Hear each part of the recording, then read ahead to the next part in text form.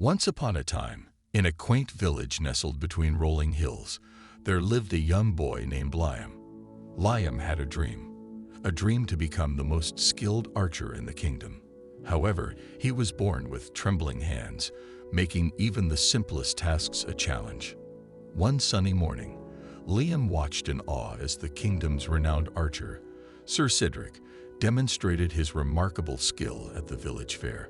Determined to follow in his footsteps, Liam approached Sir Cedric and asked, "How can I become as skilled as you?" Sir Cedric smiled, seeing the determination in Liam's eyes. He handed the boy a bow and said, "The power lies in practice, young one. Dedicate yourself to the art of archery, and you shall achieve greatness." And so, Liam began his journey. Every day from sunrise to sunset, he practiced tirelessly. His first attempts were comically inaccurate, but he refused to give up. He drew inspiration from the whispers of the wind, the swaying of trees, and the flight of birds, all teaching him the art of precision. Seasons changed, and Liam's hands no longer trembled.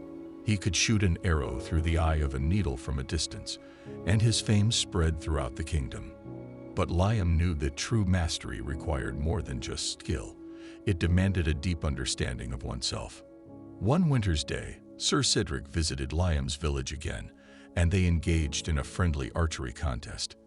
It was a fierce battle, but when the dust settled, Liam emerged victorious. Sir Cedric, with a hearty laugh, admitted, "You've surpassed me, young archer."